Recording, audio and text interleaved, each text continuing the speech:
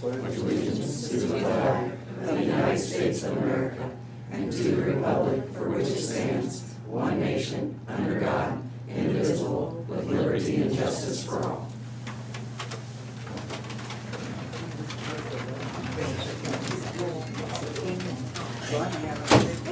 Welcome to the Moines County Supervisors meeting, July the 22nd, 2025. Is there any changes to the agenda? Okay, meet with department heads and elected officials. Joan Gray, Good morning. We're working on tax billing with the treasurer's office and wrapping up fiscal year reports and stuff like that, so we're keeping busy. Call yours, IT department. Good morning. Just keep busy like always, but nothing really new to report to the board. So. Brad, how's the sheriff's department? Good. Keeping busy like everybody else. The jail was at 80 this morning. 12 of those are out of county, so trying to manage that still. But That's better than them 90 that it it's is. been in. It is. But just take it day by day. So. Okay, thank you. Janelle, treasurer's office. Good morning. I'll just tag on to Cheryl there and say we're working on tax billing. I expect mobile home statements to be running shortly, so keeping busy. Okay, thank you. Chris Poggemiller, public health. Good morning. We're also keeping busy. We're still seeing some pertussis, which is whooping cough in the community, so I really want people to be vigilant for that. If you have a cough that lasts more than a couple of weeks, might be a good time to just see your healthcare provider. We're also set up this week at the county fair. We're doing the first aid table there, so that's all I have. Okay, thank you. Trent, how's the attorney's office? We're doing good. Rodney came in this last week. We had 2 of our 3 AC units in the building went out. So needless to say, it was been a tropical adventure last week in there. So thank you for that, getting that fixed. August 6th is National Night Out. That's coming up. That's a big thing. Upstairs, we have Terry and Aaron in the trial upstairs. We're in a nasty one. So, but everything else everything's running smooth. Thank you. Jared Laster. Well, it's been a very busy summer here for regional planning overall, but for land use, we've had quite a few inquiries and new things come up. We got a subdivision up for review and also a requested rezoning, so you'll have the information for that in your mailbox now. So apart from that, we got the work session today, so anything else to report? Okay, thank you. Chris Lake, conservation. Good morning. Happy to report that we are finally back in the modern era and we have functioning water in Metro Center. After a 2-month stint of living out of buckets, we're back and functioning. So that's good. Just in time for camps to fire back up. So summer camps started back up this week. So we're doing that, and then we got that big storm and the river took a big bump, and so we had to scramble the team on a Saturday and come in and pull all the docks out.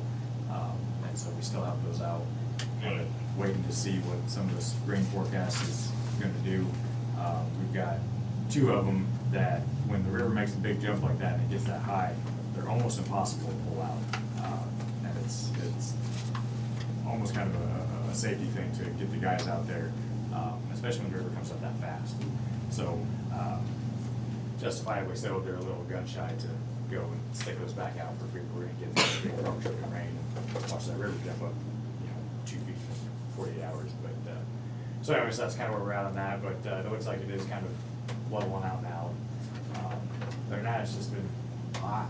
And camping's been down a little bit, but we got the county fair going on. We usually see a dip in campground visitation for that. So encourage everybody to drink lots of water. Okay, thank you. Rodney, how's the maintenance department? I'm feeling good, just lots of different things going on, nothing new to report. Okay, thank you. Angie, how's the safety department? Good morning. Kind of the same, keeping busy, but not a whole lot going on. Well, that's good on the safety end of it. Yep. Thank you. Shannon?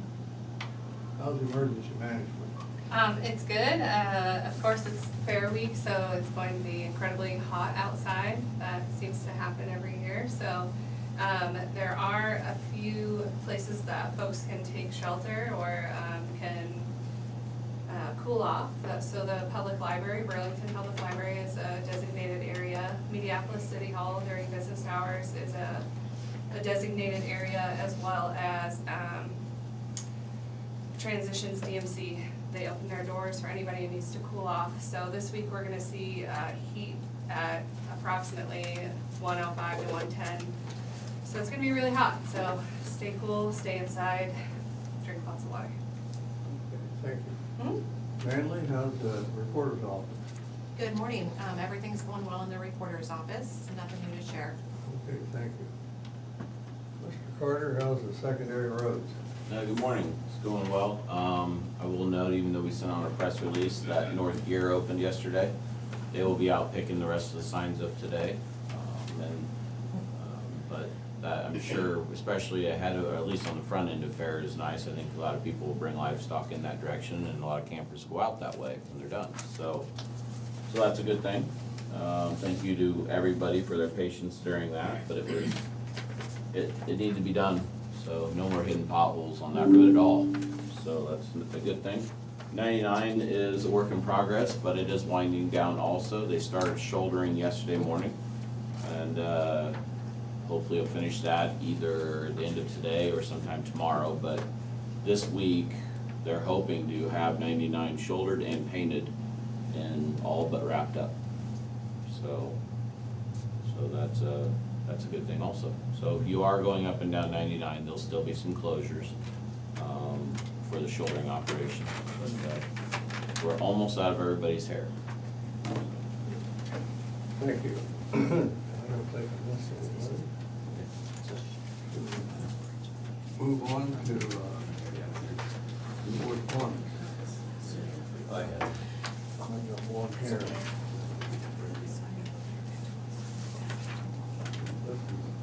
In the Moines County Assessment Office. This letter is fulfill the Des Moines County Board of Review obligation to notify each taxing district of properties that have applied to the Iowa Property Assessment Appeal Board for district court pursuant to the Iowa Code of 441.39. 1, as stated below. The property owners or taxpayers appeal the decision of the Board of Review to the Property Assessments Appeal Board to the District Court and request the adjournment of the valuation of $100,000 or more. The assessor shall notify all affected taxing districts as shown on the last taxable list. So she's attached a copy of it for the 2025 notice of appeal and petitions for the following properties: Walmart Real Estate Trust, Cole, Burlington LLC, Lowe's, Dow, Teal, Real Estate, Subway. Motion to approve. It's just course. There's correspondence, so I guess motion is not approved. Second. Sort of cascades, doesn't she? I'm walking right now, so I'm in the parking lot of Iowa City, University of Iowa. Okay, well. So hopefully get you guys. Last time you was in your car driving. Don't get to breathing hard. Yeah, so, Subway's new, but Lowe's and Walmart, that's been on the docket, and so they're just renewing for this year as well. Lowe's literally, I told him that we'd be able to call and negotiate today, and so he sent me a text message or an email last night saying, all right, great, I'll talk to you at 9. I'm like, wait a second, so I emailed him this morning telling him I'm here.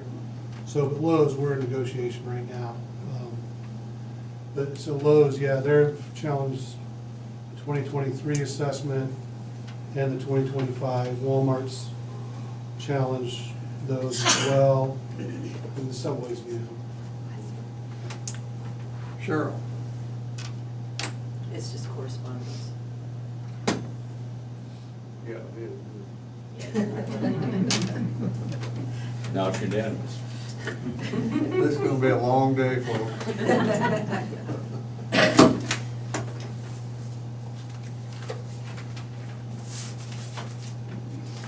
Okay, now we'll go to discussion of the payroll reimbursement claims.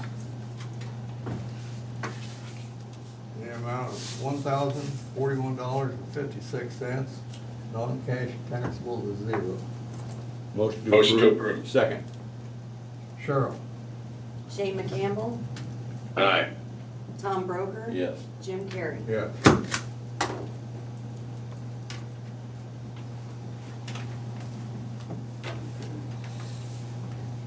Then we have termination, lease agreement with the Crisis Stabilization Center. And this is due to the, going on a month-to-month basis of this, right, Rodney? Correct, yeah, so Yeah. we had the lease agreement last week it changed to a month-to-month. They sent that back and, they also sent their, this notice, that's a 90-day notice, to terminate the lease agreement effective October 31st. So they're gonna continue to provide, services at the location until September 30th.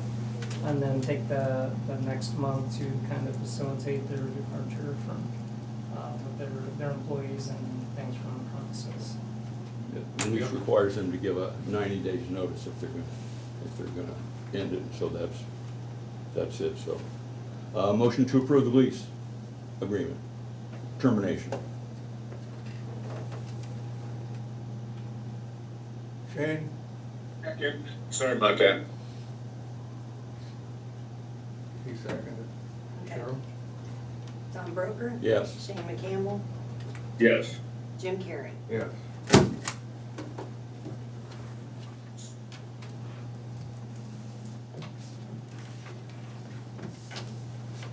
We have personnel actions, we have the correctional center for one. It's a resignation for Patrick, Ogrerzoli. Overall. Last day of work was July 11th. Motion to approve. Second. Cheryl? Tom Broker. Yes. Shane McCampbell, Yes. Jim Carrey. Yes. Fee is $2.50. It's kind of excessive.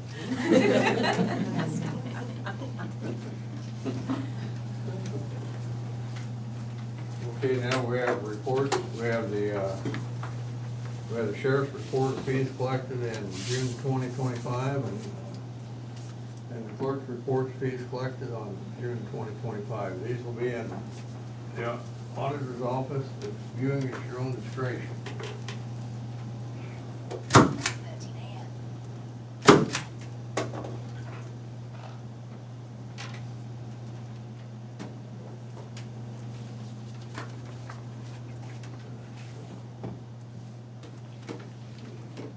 We have the minutes for the regular meeting on July the 15th, 2025. Motion to approve minutes. Second. Cheryl? Shane McCampbell, Yes. Tom Broker, Yes. Jim Carrey. Yes.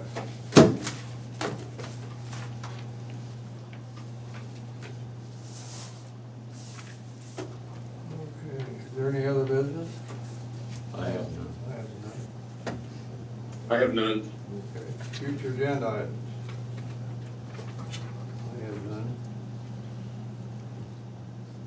none. I have. Health Department. Committee reports. Shane just said health department. Shane, did you say something? I said Health Department for a future agenda item. Oh, Yeah. okay. When we get the paperwork, yeah. I had a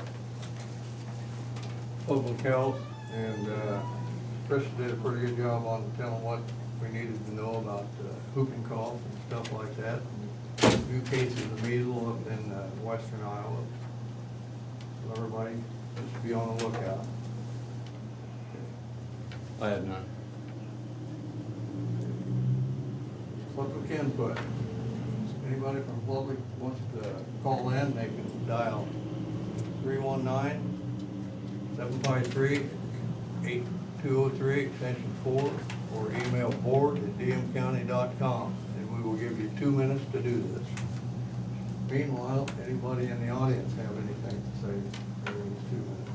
Yes. Since Tracy's not here, I'll ask. What's that? Since Tracy's not Oh. here, I'll ask. So the crisis stabilization services, we signed a lease with them last week, and now they're terminating it? They don't know if they're getting funding. Okay. And it's all due to funding, and so they're gonna be on a month-to-month basis until So why are we terminating? I guess I'm confused. go to the month-to-month. So they're going month to month, Yeah. For now. But they're not expecting to get funded past that point, so they're, like I say, in the agreement, they gotta give 90 days termination notice, so they So this gave is a that. just in case kind of termination thing then? Now, it sounds like they're not gonna provide They're those not. services We think now they're shut after down. that point. Yeah. Yep. After September, okay.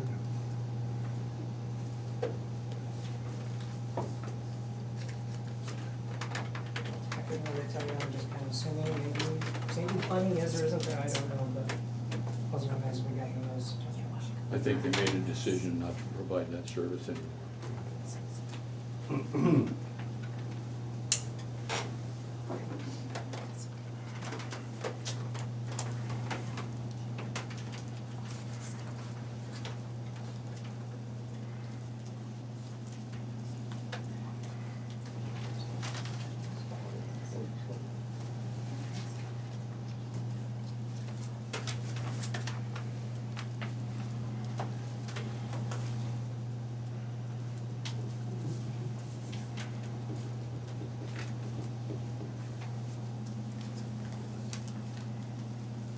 Okay, the 2 minutes are up. With an eye, we're out of here.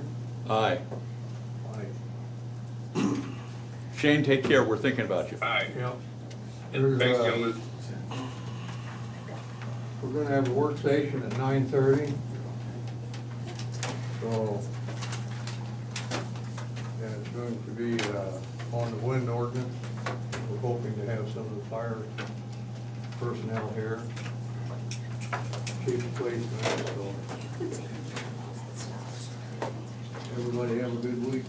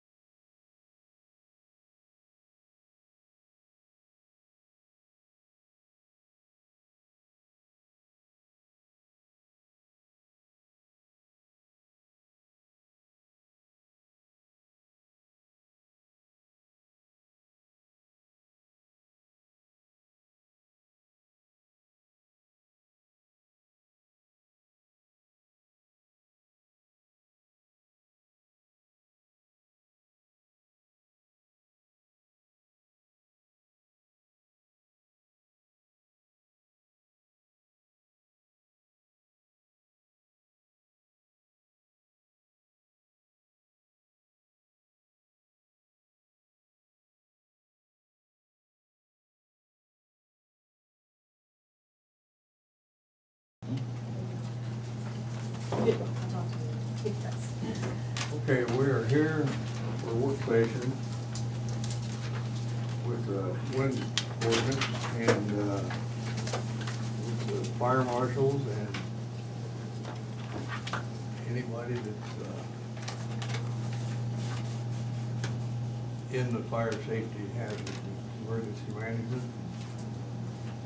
So when you speak, could you give your name when we do? Have trouble not getting names a lot of times. We sure appreciate that. So let's go and we'll start this out. You have anything, Tom? You want to go? No.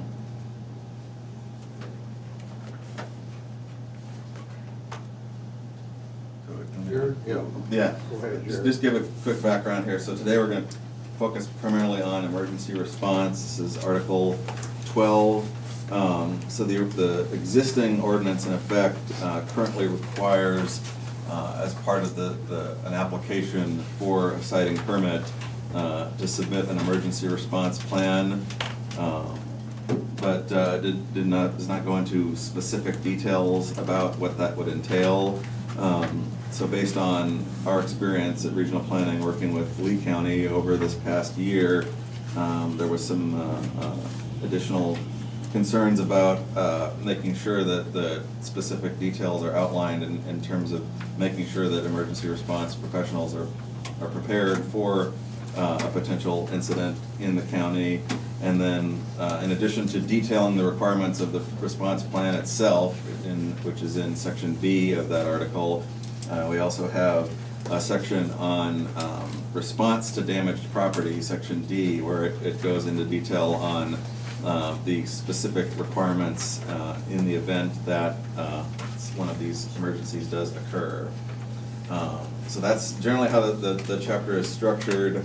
There are also a couple of other points elsewhere in the ordinance, in the sections on, specifically on wind farms and on battery systems, where there's at the end of each of those chapters, there's a section on fire prevention. So that does dovetail a little bit, and so if we want to discuss either of those items as well, that would make sense. But again, we're primarily looking at Article 12 on emergency response. Any initial thoughts from the board about again, most of this one is structured the way it was the same language from Lee County, but we did have a few additions or alterations in Section D based on the previous work session about decommissioning, since there was some dovetail there in terms of we did address at that session some of the timeline for cleanup in the event of the damaging event. So I want to just go through it item by item, or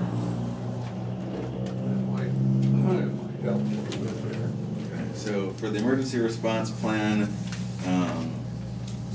Section D, Article 12, says that prior to approval of a permit for a wind, battery, or solar, the developer must submit an emergency response plan. So it specifies that the following types of incidents must be addressed in that plan. Anything with a natural disaster, lightning, hail, earthquakes, wildfires, tornadoes, similar wind events, fire explosion, whether that would be related to a storm event or not, any other incident that could trigger that, security breach of some kind on the facility, capacity transmission issues, environmental chemical issues, and then any medical emergency if there were an incident involving a worker on site. And then, so that's the general types of incidents we would cover. The plan would also include emergency contact information for the operator going forward, so that that's readily accessible, and then the operator can be contacted at any point within 24 hours in the event of an emergency. And then also it needs to provide adequate information to ensure that emergency response personnel are able to readily locate and safely obtain access to the facility in the event of an emergency, which can be of concern, particularly since the especially in the case of a wind turbine where it's likely set back a good distance from the road. So making sure knowing where the access points from the county road system are, and then once actually getting into the site and being able to access the infrastructure. Then the emergency response plan also would need to include the following in order to reduce risk of fire, shock, or other injuries. Procedure for safe shutdown, de-energizing, or isolation of equipment and systems under the emergency conditions, as well as safe startup after those conditions cease. Procedures for inspection and testing of alarms, interlocks, and controls. Procedures to be followed in response to notifications. I'm sorry, this is specific to the battery systems. And then response notifications, which when provided could signify potentially dangerous conditions, including shutting down equipment, summoning service and repair personnel, and providing notification to fire department personnel about potentially dangerous conditions, given the nature of the battery facility, risk of fire. Procedures for conducting drills of aforementioned personnel during training exercises for emergency response personnel. Next, this is just for regardless of the type of system, wind, solar, or battery, plan shall accommodate specialized training for fire departments and other emergency response personnel offered on an annual basis, as well as acquisition of any specialized equipment necessary for responding to an emergency. And then all such training and equipment shall be provided by the owner-operator at no cost to the applicable fire departments. Next, the plan shall include the provision of an annual on-site tour for local emergency response personnel to ensure adequate awareness of the critical infrastructure within the applicable facility. The plan shall include the schedule of fees for services by fire departments and other emergency response personnel in the event of an emergency with appropriate rates. So you're blowing through this a million miles an hour. I'm sorry, I'm just introducing the topic so we can, if people have comments. So on paragraph 5 of B, if you go back up, I think we're kind of in the right Are you realm. referring to specialized, you're back to B, is that paragraph 5, specialized training? Yeah, so 40 right at the top of the page. Yeah. So, and it goes into all such training equipment at the very end, so I'm looking at the last sentence. All such training equipment shall be provided by the owner and or operator at no cost to the applicable fire departments. I think we should add in there to include renewal and onboarding training requirement, to include annual and onboarding training requirements. And the rationale being, if we're talking about multi-year, multi-decade projects, and we have the fire department, or law enforcement, or EMS trained up once, well, that's nice, but, how often does your personnel churn, right? Right. So we're gonna have new people that need trained, we're gonna have new equipment that needs brought in. So I think if we have some language to that effect.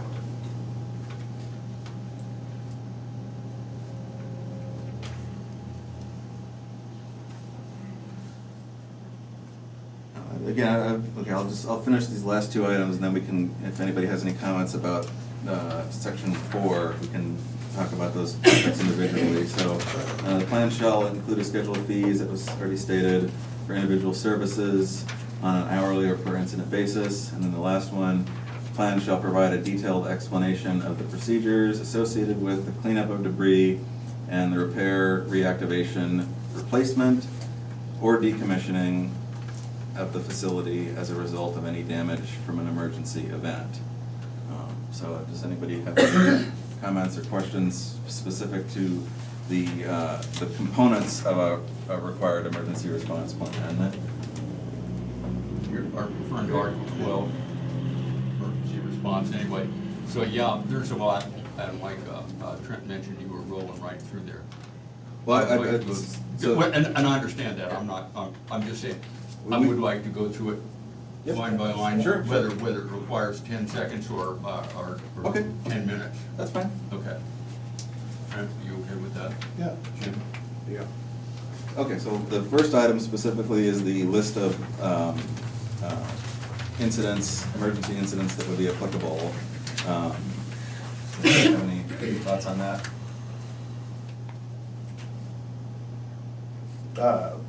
Justin Myers here with the Fire Chief. I do have my biggest concern in that area is, since we're in a very rural area, is life flight and getting in there to get our citizens out or an accident with windmills. I think we really need to have a plan in place as far as where these landing zones are for the helicopters, where they can fly into and where they can't. Because that could really decrease the time getting them to treatment compared to what it is now. We, No, go ahead, you talk. we, about that. and we reached out to a couple, the sheriff reached out to, is it Medforce? Anyway, and they're used to dealing with them because they operate out of the Quad Cities and they operate out of Illinois. And there's a lot of them, they said it's not an issue. And I reached out to a guy that's flown helicopters, trains and helicopters, flown spike flights, all that. He said it's really not an issue. He said as far as the landing zone is, he said if you're in an emergency flight, he said you can make any place a landing zone. Okay. He said if you have to land in somebody's driveway, he said, you know, he said that's. But there's no miles set back for them for how close they can fly. Nope. Nope, he said he said there's no aerodynamical effect of those wind turbines on the helicopters, and that Medforce is used to going around them because they come from Illinois all the time. And this guy over, he's located west of Peoria, or east of Peoria. He said it's not an issue. Tom, that's one person's opinion. Medforce is one person. And I I go got on a helicopter, I won't fly into stuff like that. Medforce, well, You're they telling might me not. yes and no. If somebody doesn't want to, they It's probably not won't be one working guy's for opinion, Medforce we're all because gonna fall for that. Medforce is who serves services here. And they don't have a problem with it. You state your name, please. Yes. Yeah, state your name so we can have. Yeah, I fly, I know. Well, I understand that, but we need to know who's talking to us. Mr. Tonkinson. I'll state your name, man. Okay, that's who made the statement. You have to go by somebody's, but I think we ought to get some more opinions than just one guy. We've got two opinions. We've got Medforce, which is the company that flies them in and out of Des Moines County. They said it's not a problem. I spoke to somebody, and I spoke to somebody else. He said the guy with the most helicopter experience he knew was this guy in over in Illinois. So I called him. He told me essentially the same thing. He said it's not a problem. It's not an issue. Did anyone contact Skank Aviation in Yarmouth? I know his father flew helicopters, tried to spray a few years ago with helicopters. We talked to the people that fly emergency helicopters in Des Moines County. That's Medforce. Yeah, it's a tough call. But I would rather err on the side of safety. Well, that's what I would like. So would I, and I, the people that will be doing the flying is Medforce. And they say it's not a problem. They said they go around them or over them in them all the time. That's just part of the deal. I think you have somebody online. So, somebody up there online? Oh, is his name Luke? I think he's the technical. He's smiling, yep. Okay, yeah. How are you? Can you guys hear me okay? Yeah. Yeah. Great. Yeah, I would just like to reiterate what you were speaking about there. I run for AES region in the western United States from wind farms from South Dakota to Arizona. We he regularly through operations work with Lifeline to acquire landing zones, along with procedures to how to get Lifeline in there. Because just like in your instance, all of our wind farms are located in remote and sometimes difficult places for first responders to get to. So it is part of our plan to be able to have LZs in these areas. And normally the folks are busy, but we do try training with Air Med or whoever the regional life flight personnel is to be able to get helicopters into the area. So with that said, then would you object to having established LZs put into the plan? No, I would not object to having LZ in your guys' documentation. It's something that we try to establish as much as we can. Normally sorry, go ahead, sir. Yeah, I think it'd be a great plan to have that set in place. You know, we have a small fire department in Yarmouth. We're focused on, and we have auto aid from Indianapolis. We're focused on that patient. Trying to have the extra personnel to try to figure out where and when to land the helicopter is hard enough. With windmills, I think having designated LZs placed throughout that area would be a great idea. Yeah, and during the construction phase, that's a typical thing for them. When the construction crews come in, they'll designate landing zones, which we typically carry into the operations. Depending on where the situation happens, helicopters can normally, I haven't been out to see this farm yet, but I mean, fields or wherever is gonna be closest to the patient. So LZs are a great resource to have. When life flight does come in, they're gonna try getting as close as possible to the incident. Okay. Now, one of the things that's been discussed previously was that they use the old schoolyard in Yarmouth as an LZ. Now, obviously that wouldn't need any reimbursement. I guess if you're talking about establishing anything else that might be a field, just an open field, do you ever establish any way to, you know, take care of the farmer if you land in, I would hope it'd be soybean, not corn, right? But you see what I'm saying? Yeah, we have crop damage reimbursements, and if it's a grow and established crop, it's not an unheard of thing. That's usually put together between AES and the landowners in the landowner agreement. Yeah, that's correct. All of our landowner leases have crop damage provisions in them to protect the landowners from known events like construction, where we know there's going to be disturbance, as well as unknown events like lifeline. Okay. All right. And just a little background on myself, I've been in the industry for 13 years in wind energy, grew up in rural Utah, in which my father was a volunteer firefighter for 25 years, and I have been for 7 years, worked with EMS and fire and rescue. So just so you guys have a little background on me, and I'm sorry I couldn't be there today. I really wanted to be and hope to be out there soon. So Luke, and nice to meet you all. Thank you. Thank you. You have another question for Luke?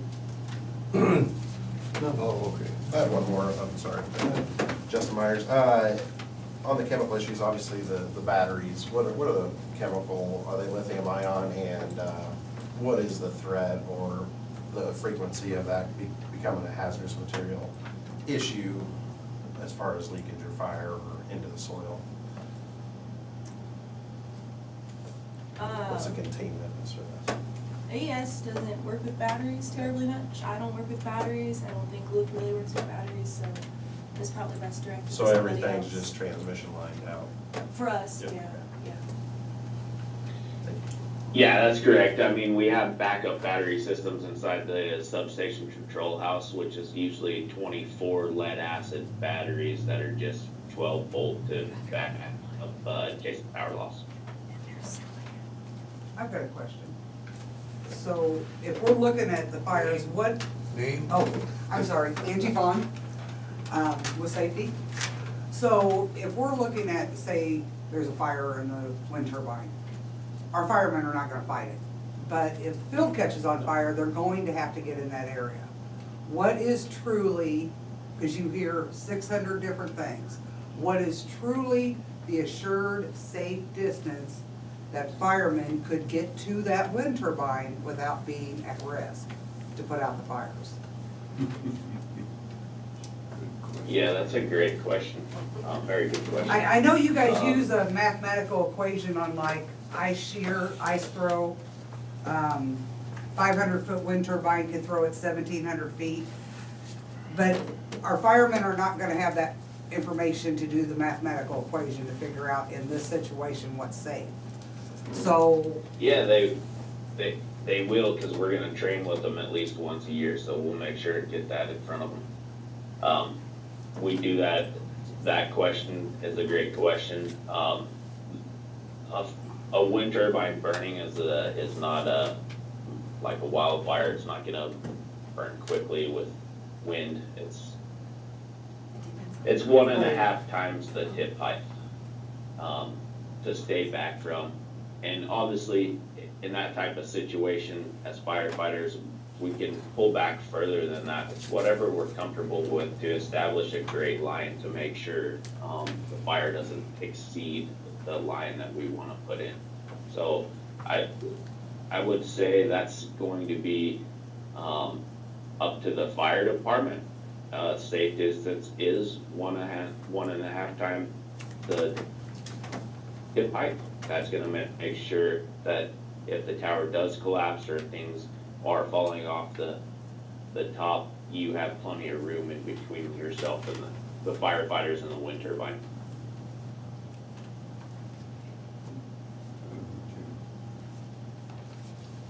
Luke, I've seen films where some of these still are turning, you know, while they're burning. Is there safety equipment on there that they can put to shut them down so they don't fling that fire off? Yep. Yes, there's safety factors all the way through the wind turbine. Not only that, on top of it, we have what's called a remote operations center that monitors these turbines 24/7. We have their numbers posted throughout the wind farm, in case one of the farmers was driving by and seeing something concerning, they could call our ROC, is what we call it, Remote Operations Center. They could call that ROC and let them know that they are seeing something. So there's multiple ways to ensure the turbine gets shut down, including extreme safety factors and controls inside the wind turbine itself.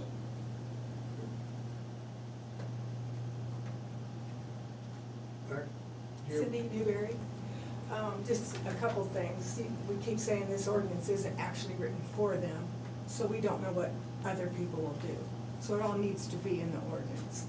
And also I have a thing on a 16-foot blade on a small wind Cindy, turbine. could you speak up just a little bit? I apologize, I'm having trouble hearing you. Me too.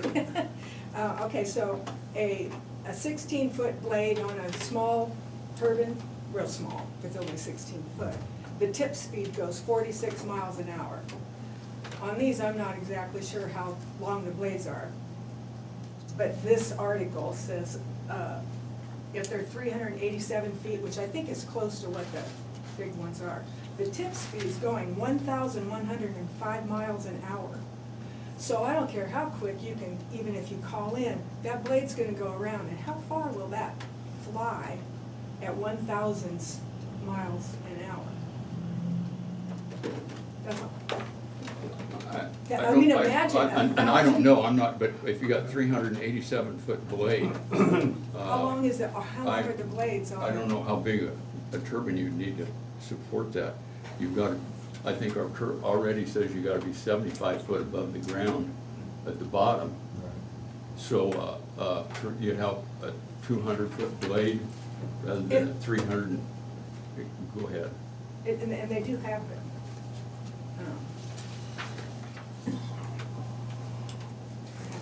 Did you, Luke, if you have an answer to that?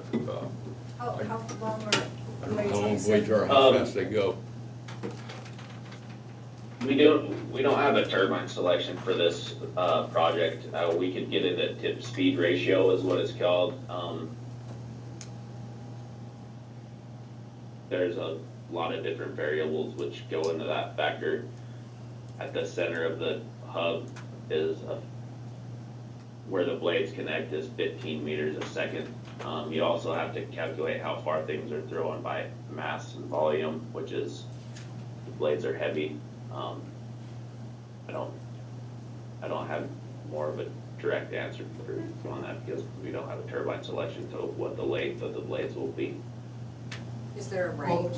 Well, and again, we're not basing anything on any one particular project. Right. You know, we're doing an ordinance on Covering all of them. any generic project that could happen, and any wind project, any solar project, any storage project, frankly. Right. So, yeah. Or do we need something that just said, okay, if X times the blade height, or blade tip, whatever, the blade length, or I guess I'm not clear if that varies. That sounds to me like something that should vary in the ordinance. And I don't mean vary in the ordinance, but accommodate different sizes. I think that largely what they've done as far as emergency response goes is this is put into kind of this, so it's set in this criteria. So I think it's important, as the chief pointed out, that, hey, we need to have anything so that we add a G, any medical emergency requiring lifeline. But, so because we have a list, we need to make sure that this list under B1 is exhaustive. That everything we want to be in this plan is put into B1, every subject matter that could be addressed. But then once that's done, then I think this really allows for, and is designed, that it goes and the medical, the EMS personnel, the fire chiefs, and those personnel have a chance to meet with any developer that may want to come in and do a development, and they meet with them, they come together, they put together a plan, and then when we get to this review and approval of the plan, the plan's gonna come before the board, and then that plan's going to be able to move and address, and that's where we look at, you know, are we looking at 10 solar panels or 500 solar panels, right? Are we looking at one windmill, or are we looking at 50 windmills? I think when you look at it from the perspective of this, and then, you know, is it a big solar panel, is it small? So I think that the way this is designed is it's saying, okay, we want to ensure that the emergency response personnel have a say, and they get a chance to look at specifically what's going on and make sure that they have say, that their personnel are trained and are equipped to deal with what they're gonna deal with the proposed project. And that any additional expense and or training that's required has to be provided by that company. And if, say, it requires more personnel than they have, so say Yarmouth, if you can't get the bodies, because I'm sure that's an issue you have, right? Right. You can't get the bodies that it takes, then that project can't happen in that way, or in that manner, right? Or maybe we need to reach out to Burlington and they, you know, how. I think it, on a, however unlikely a fire or an incident with windmills is gonna be a big undertaking, we'll obviously be checking the boxes, calling for other departments. Much like pipeline training that we have, railway training, I believe needs to be required to, we need to put in there to train the Des Moines County departments, or whoever will be aiding Yarmouth in that area in Washington Township, including, you know, we've called on, you know, Morning Sun before, and Henry County. And I think that'd just be a normal thing, much like we do with the railway and the pipelines. So I think, yeah, and so maybe we need to put in, you know, make sure that we have in there mutual aid departments. Train, Yes. yeah, what year? Training every year. Yes. And even that may take more than one session. I don't want it to be set a date and half of us can't make it, you know, it might need to be a bi-yearly, like, you know, twice a year deal or something. State your name. Yeah. When you mentioned the State your Yarmouth name. schoolyard. State your name. State your name. I want to get back. For the record, can we, we need your name for the record Charles when you talk. Yeah, an address to South Yarmouth in the suburbs. Anyway, you talked about, my cousin Joe Paul, about this time last year, a little bit later, fell off the roof of his house that he's painting and was impaled by a tree that he knocked off, and it came right through his heart. Now, thanks to the people in this room and the sheriff's department, who got underneath and sawed that off, they were able to get a helicopter, not to his house, but to the Yarmouth schoolyard. And that's where they thought it would be a safe place to land their helicopter. So, he was in North Yarmouth, so they did transport him from his house after they cut this off. And I talked to the surgeon in Iowa City, and he said that he thought he should have bled out right there on that stump. But thanks to these people, he's alive and he's well today, and it just shows you that we got another life for people. These people are so valuable to this community, and they don't get the recognition we should give them. And that's why I think it would be nice to have something in the schoolyard where the helicopters go, okay, we know exactly where we're going. Can you get this guy here? And like you said, if you had my corn is fall. If you're gonna try to land a helicopter in my corn, you're not gonna be, you're done. That's my part of it. Thank you. Shannon. Shannon Prado, Des Moines County Emergency Management. So as far as training goes, I did have a few questions about that. I reached out to other emergency management coordinators across the state who already have turbines in their counties. And something that they repeatedly said was they would get the training initially as the company was starting up, and then it would be a ghost town.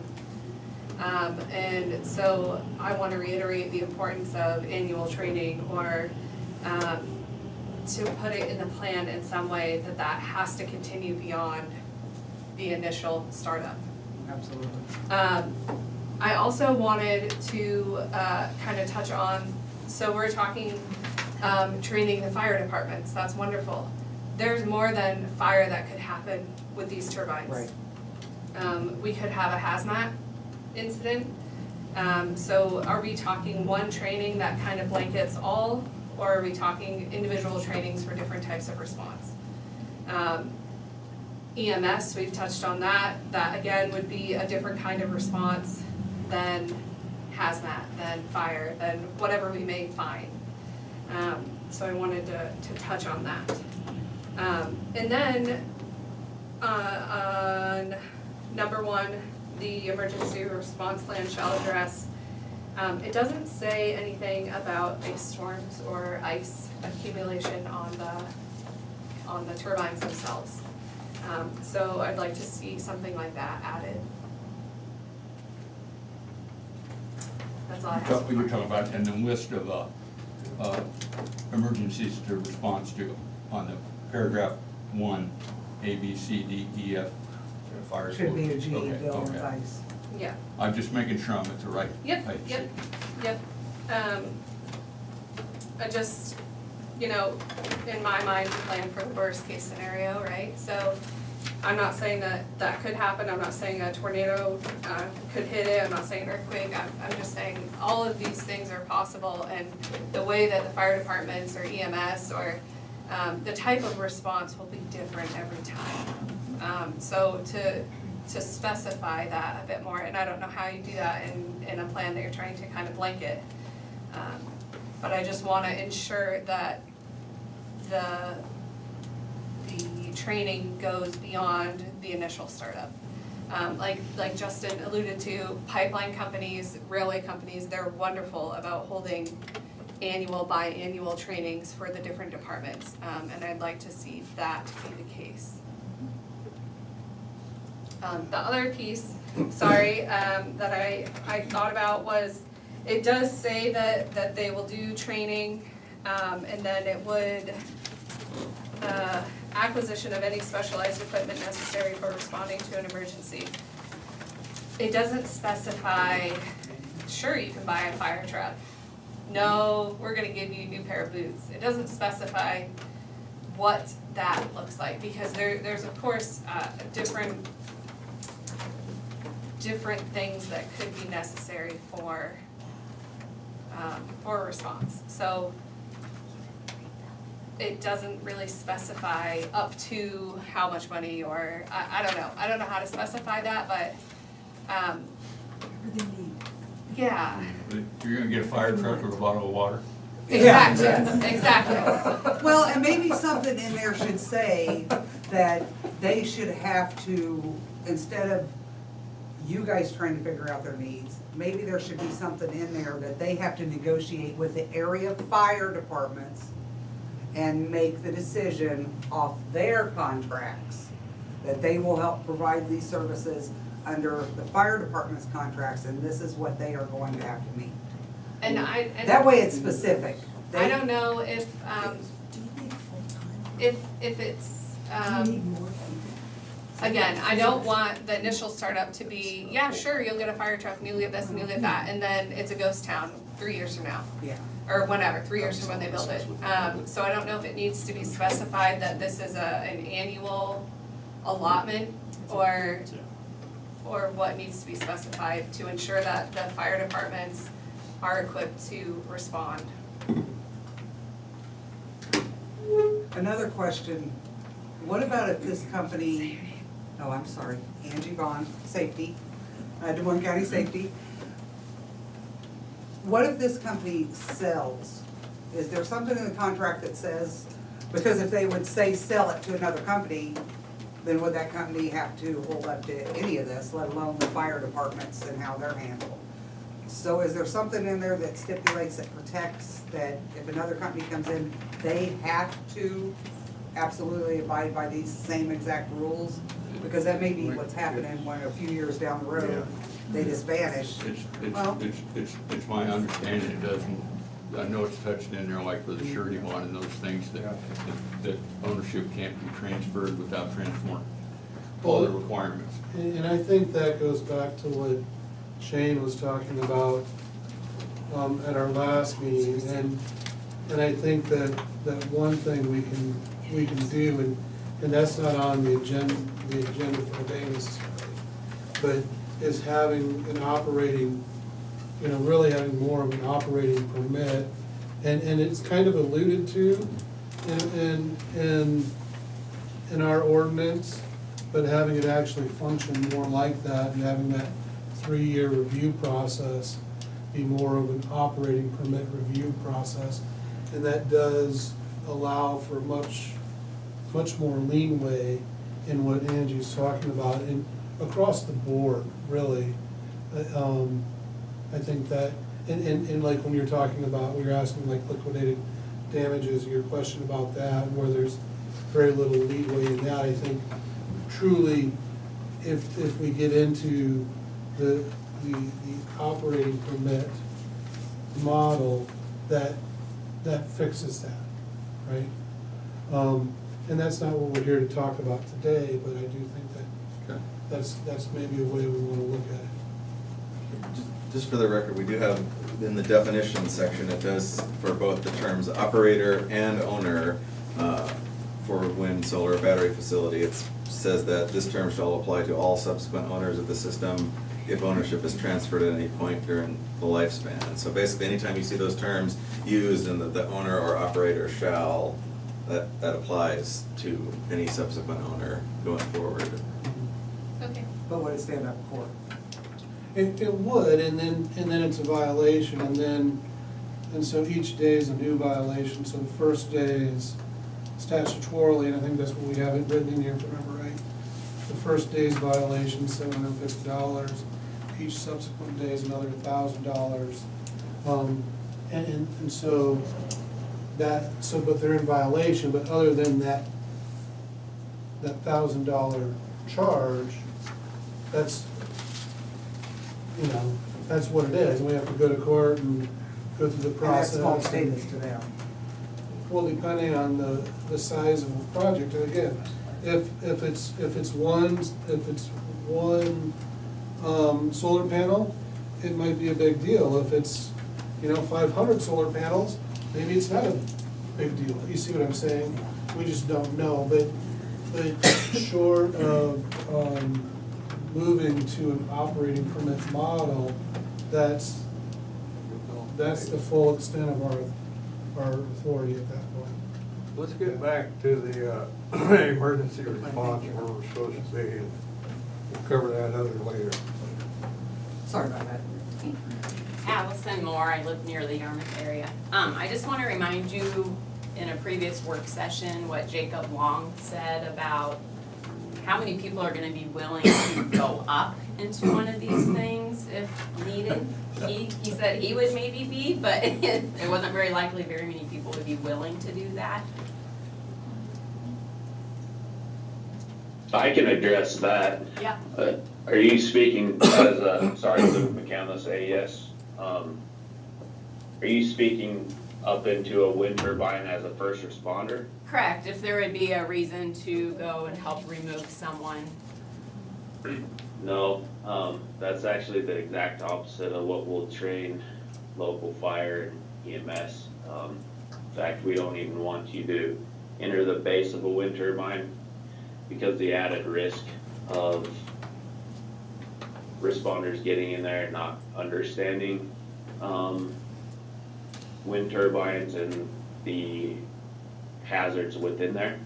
So all of the site personnel are required and trained in first aid, CPR, AED, first responder medicine, along with how to self-rescue, rescue others, and perform life safety measures until we can get a person to where they can be rescued by fire or EMS at the bottom of the turbine.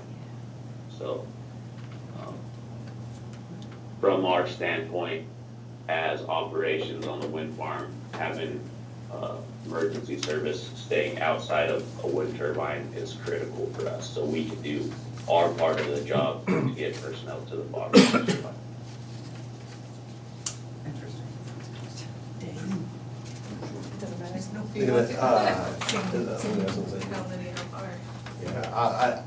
Is it my understanding that if someone, Justin Myers, if someone's up in the turbine, you're required to have people on the ground. No one's up in the turbine without your company support on the ground. I had a hard time hearing you. Was that for me? Yeah, sorry. I'm sorry. So do you always have people on the ground if someone's doing maintenance or in a turbine for that type of support? Yes. Okay. How many? Yeah, so that's part of our safety. Depends on the size of the farm and the type of work that you're doing inside the wind turbine. But there's never a lone person on the wind farm. So at least one person up tower. If there's one person up tower, there's one person down tower, or they're together working with a response protocol for other people within the area. So other workers within the area. our emergency personnel. Whoa. Oh, I'm sorry. We had another, Yeah, you got 100 gallons of oil up there, and your guy's up in there and he's on fire. Now, how are you gonna get the guy down? You gonna call the Yarmouth Fire Department, or are you just gonna let him burn? Is this gonna be another 9/11, where his fire department went in and is gonna put out a gasoline fire? Gasoline fire, yeah. So we just let him we burn? run some, I can address. We run synthetic oils with a high flash point up there, so, I feel like that's an unrealistic question for me to answer. We could come up with scenarios all day, and any infrastructure situation that are implausible. so, let me reiterate, please state your name when you speak for our records, please. Okay, so this is Trent Hinklevick with the County Attorney's Office. So while we're on that subject, I know there's talk about fire suppression systems. So I think that's a good segue into that. You guys would have some, do you have experience with those? I do, correct. Yeah, and to address a little bit more on that, sorry, Luke McCandless. I do have some experience on that, and also part of safety procedures in the field is that we carry a 5-pound fire extinguisher. Once again, I'm speaking for my company and the contractors we work with. We also carry a 5-pound fire extinguisher up the wind turbine for us. The situations that we do need to clear a path of egress for us to exit the turbine.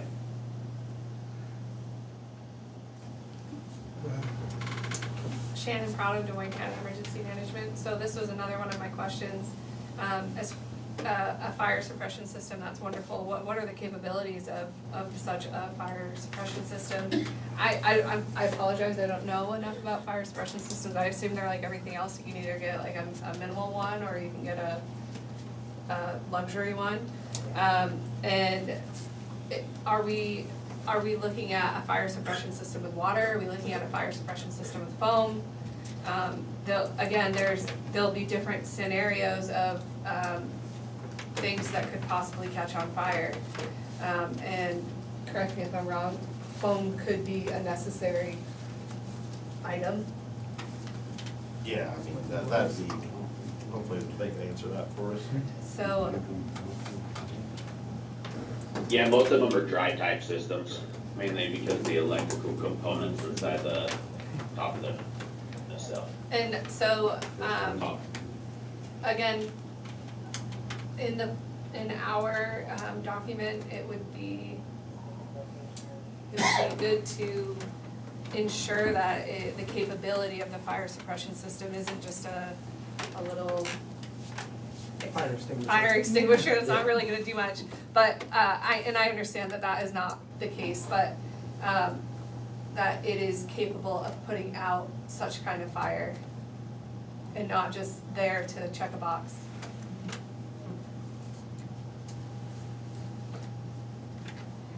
Yeah, you have no argument, I have no disposition to that. So most of the time, we rely on turbine manufacturers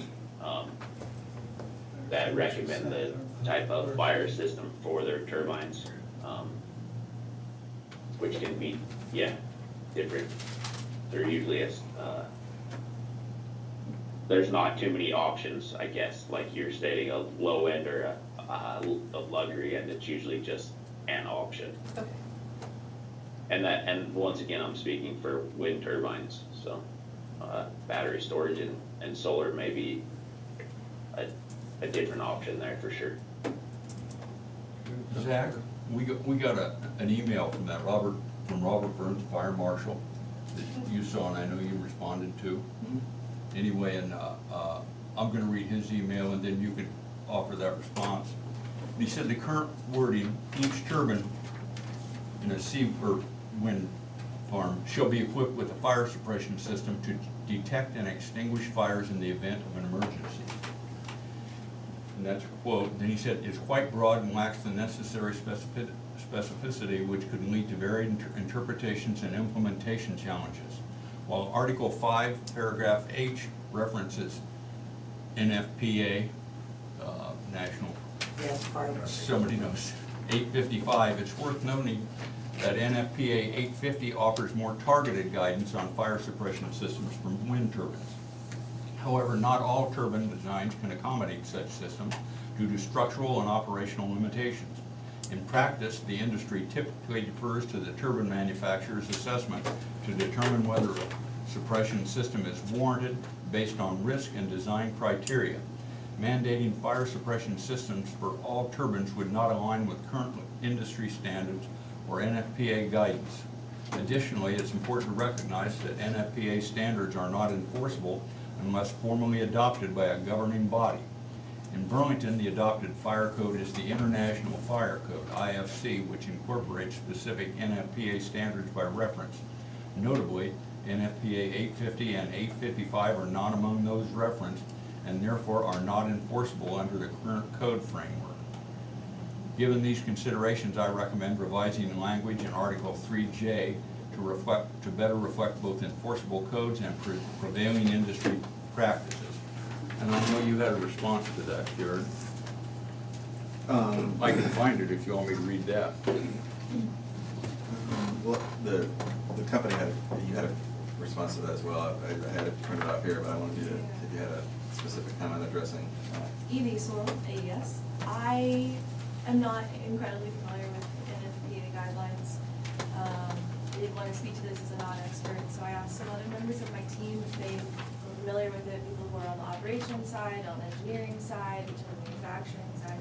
The general consensus I received is that that's highly abnormal and not necessarily applicable to wind turbines. I'm absolutely on board with clarifying that the fire suppression system needs to be sufficient enough to put out fire, and if there's an applicable code that we can align with, I have no issue with that. I just want to make sure that whatever code we do put in is something that we actually realistically could comply with because it's applicable to the industry and the technology.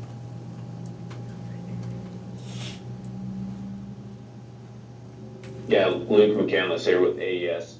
NFPA 850, it states turbine in there, but those are turbines as in gas turbines or that can be stored in a warehouse and have a water suppression system, much like you'd see in a Walmart or a larger convention store. So I guess my one suggestion would be is to review NFPA 850 before we put that in for wind turbines and make sure it's applicable where you think it will be applicable.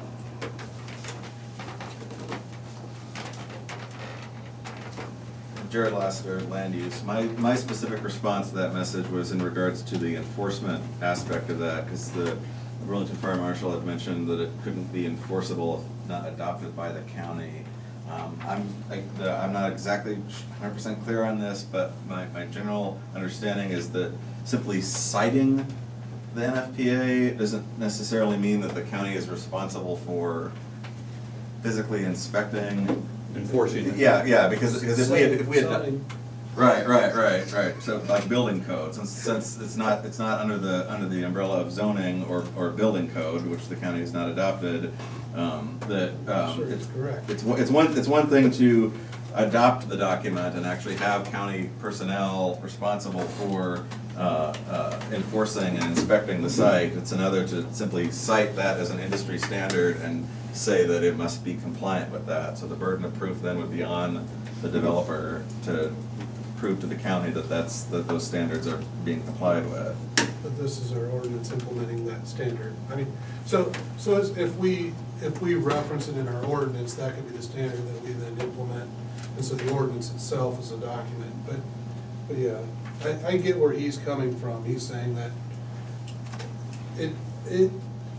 the NFPA in and of itself, or any code standard out there, if it's not adopted, it's not adopted. It's just a document. It's just a standard.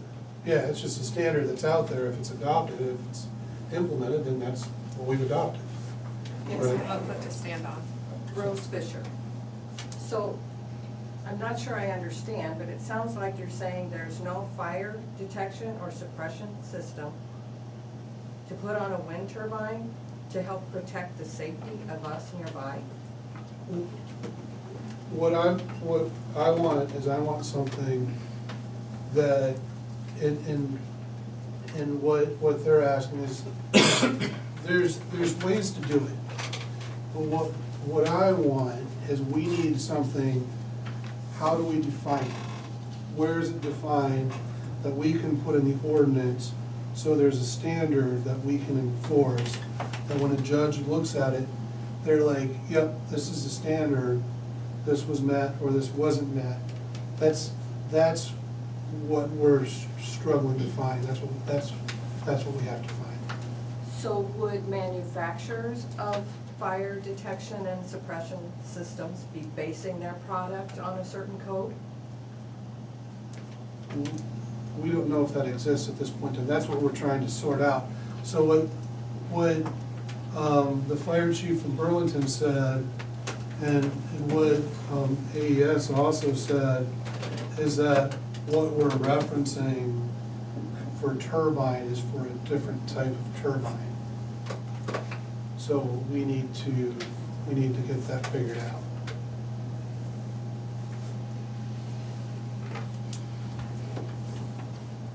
But there, See what I'm saying? there is, my understanding, there is fire suppressions, which you're working with the code, a lot we have to put in, but there is fire suppressions for these turbines. There's 2 or 3 different kinds, from what I understand. I don't know, Lucas might get me on this. Sometimes, some of them are, they take all the oxygen out of the air, and some of them are just a suppression system like foam or whatever. Now, Lucas, can you help us out on that? Yeah, Luke with AES here speaking. Yeah, there are different types. The majority is a dry type, though, A, B, C, K type fire extinguishment. So EV with AES, all of the fire suppression systems are proprietary technologies inherent to each individual turbine manufacturer. So we can't say exactly what type of fire suppression system any particular turbine installed would use until you've decided what turbine you're going to use, because that manufacturer has their own system. And it's like Luke was describing, it's not a nicer one or a worse one, it's an add-on, it's a one option. You buy it, it's extra, you get the fire suppression, and it is what it is with that manufacturer. So whatever code we decide is applicable to wind turbines, we would, of course, as the developer, make sure that that manufacturer's proprietary system is compliant with that code. And that would allow us to be able to use that fire suppression system and still be in compliance with the ordinance.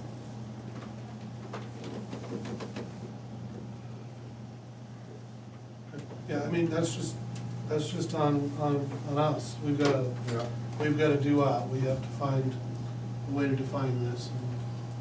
And sometimes I can define things sitting here. I don't have that right now. Do you? I just want to know, in terms of the International Fire Code itself, then we need to be careful if we determine that the county needs to adopt this code, if we don't have zoning, building code that applies to every type of structure out there, if it's only specific to this infrastructure, that's why we need to be careful if we actually adopt an ordinance versus citing it. We can adopt a code section within that code. Okay. Yeah, and with the specific year. And so what gets weird with the way that happens is so say we adopt an IFC code section 855, that's just there, right? And that's the right code and it pertains to actual wind turbines. And I'm not saying it does, I'm just grabbing numbers. And we do it for the year issue 2025, and then in 2035, that IFC 855 deals with underwater welding, I don't know. it still goes back to that year that we adopted it, as long as we reference it as such.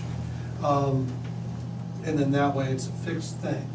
So that way we don't have to port all of that language in. We could go and just steal all of that language and put it in if we wanted, but then things get longer.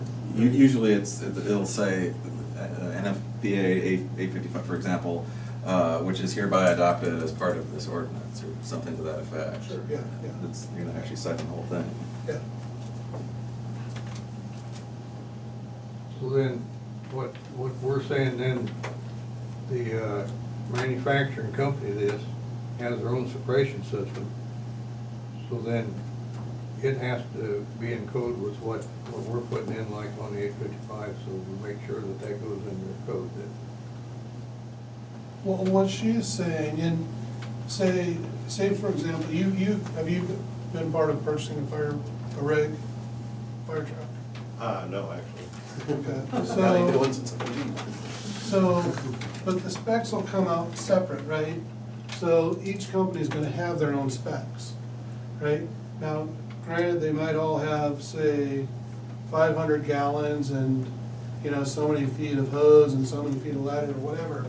But, their pump might push out, you know, an extra 15 PSI, or, you know, you're just gonna have these little tweaks, little differences, and each company's gonna have their own specs, a little bit different and very detailed. But by pulling something, whether it's from the IFC or the NFPA, and adopting that, then we could have this specific, broad enough that it can fit within.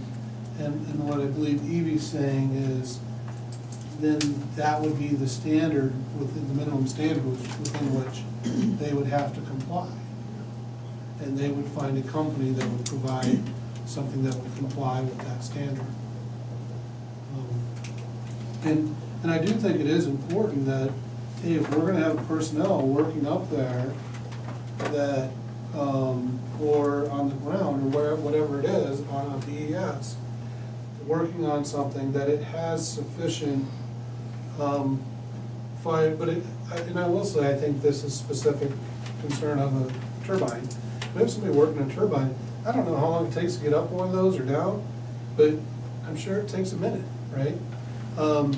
So it has something to at least knock a fire down immediately. And it gets weird, like the M1 Abrams, the very first generation, they had fire suppression that would pull all of the oxygen out of the air immediately.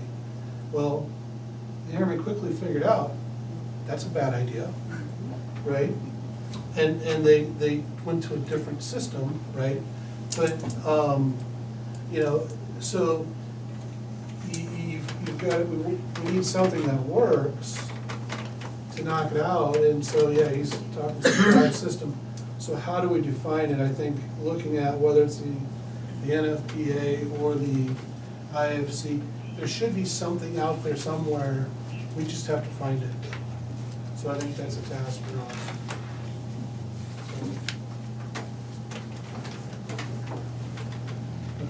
Angie Bond Safety. I know that we're talking about, well, we don't have any zoning in the county, but we do have regulations out there that aren't part of the zoning. I mean, if you build a septic system, you have to follow certain critical points in order to get that certified. Building a house, I'm sure is the same thing. I haven't built one brand new out in the county, but there's certain regulations you have to follow. So this is on the same, kind of that same level. It's not that we're adopting something that everyone in the county now has to follow. It would be specific for this individual. Just need to be careful in how it's worded and what's cited, so we can work with that.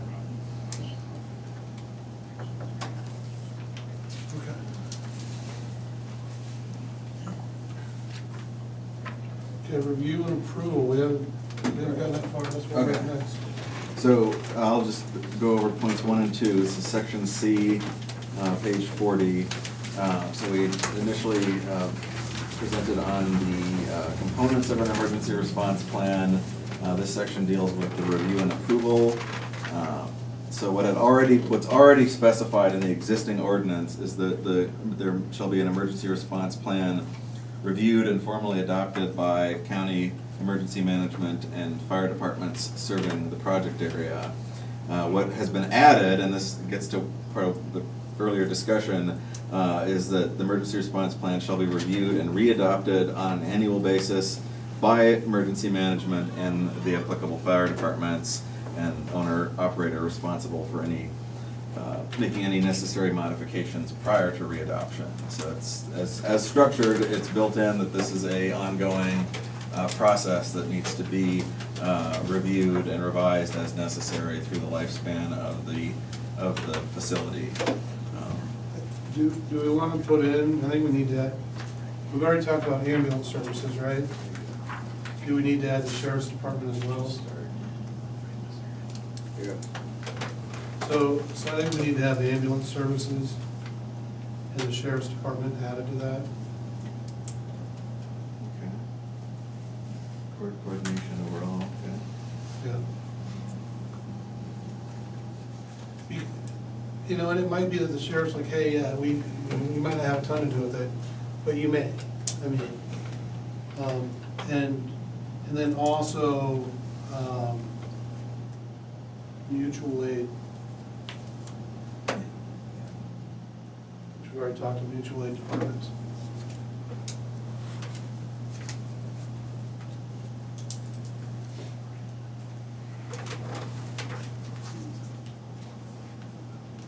Within the county, I think that's how you said there, mutual aid departments within the county. Well, not just within the county, it could go, it would be our region, Oh, okay. because he talked about mutual aid from Henry County as well as potentially Moines County. It specifically says all fire departments, S in parentheses, serving the project area. So the intent there is that it would cover any mutual aid agreements that are in place for that particular fire district. Well, let's specifically put it in there. I mean, I get what you're saying, it's implied, but let's write it in there. So with some of those fire departments such as Muscatine, Robert Byrne Fire Marshal, City of Burlington, specifically like Muscatine, they do have a high-angle rescue team, right? So some of our departments within our 28E agreement do not have those capabilities. So expanding on those resources outside of our 28E agreement does help out. So you're getting more assets with some of those career fire departments. Shannon Prado, at Des Moines County Emergency Management. I wanted to just ask, so is this ordinance requiring me to have an additional plan adopted within Des Moines County? Say that again. Is this what? Is this requiring me to have an additional plan specific to wind turbines in Des Moines County? Well, I really can't answer that, but. Probably. You're gonna have to get something. The answer to that in one instance is no,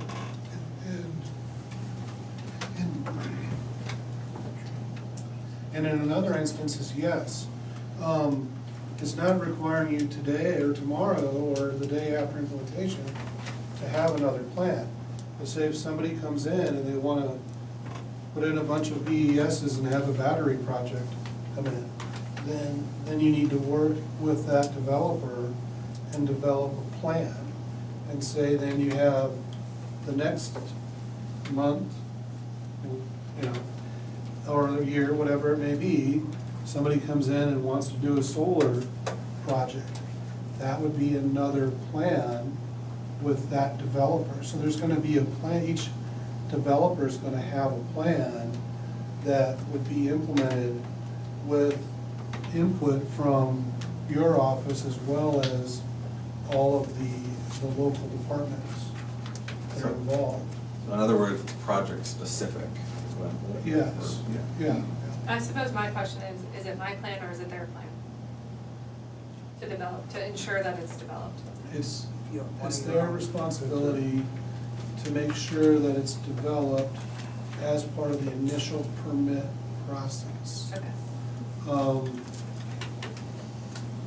Where it gets weird, and where I think you've been kind of going with your ghost town 3 years later, what happens? And how do we ensure, and again, it goes back to this rolling operating permit. That's why I think we really need to consider this 3-year, instead of just a three-year rolling operating permit. Because otherwise, yeah, 10 years down the road, you're the only one left here, right? There's no accountability. Right. Yeah. Plans change.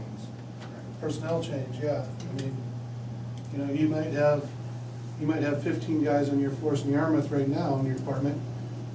You might have 20 guys in 5 years, you might have 5 guys in 10 years. I mean, you just don't know, right? Like, And different capabilities. and different capabilities, yeah. In Danville, like, what's the average age of the department, right? You know, I mean, yeah, so I'm with you. Okay. Yeah. Okay. So, but you're right when you say whose plan is it, it's project specific. But ultimately, at this point, how's it managed over time? There's those annual meetings, those annual trainings, which will help. But how do we?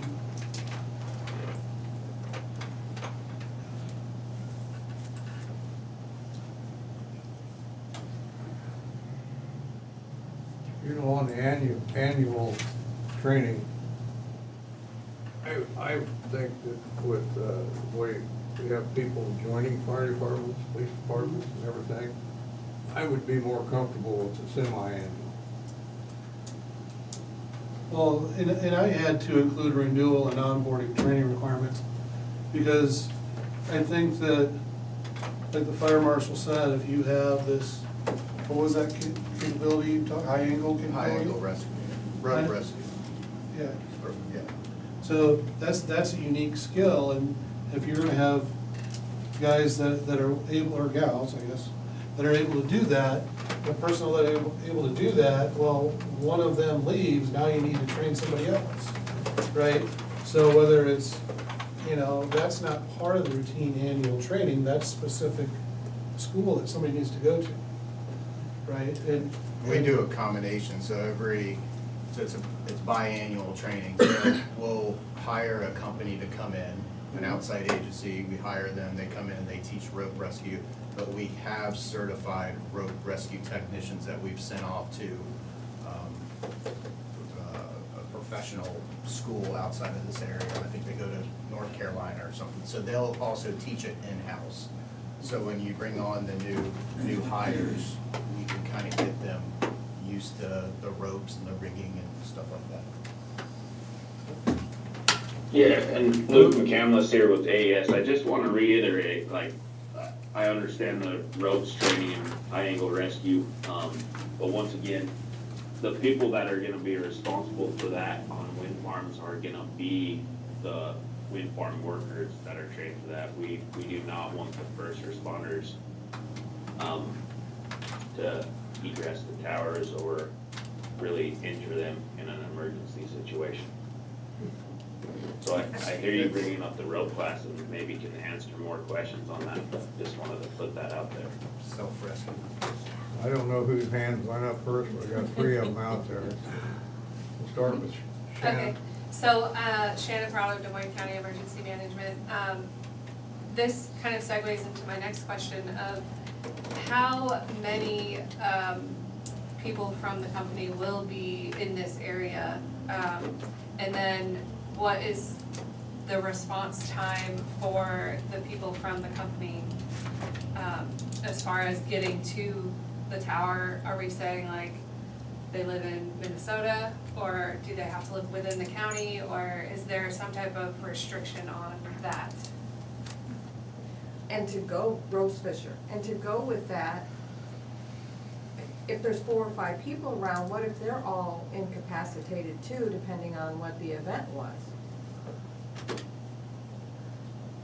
Angie Vaughn, safety, that was my concern. In a perfect world, our guys would never have to touch this equipment. There could very possibly be situations where there's not an option. So what then?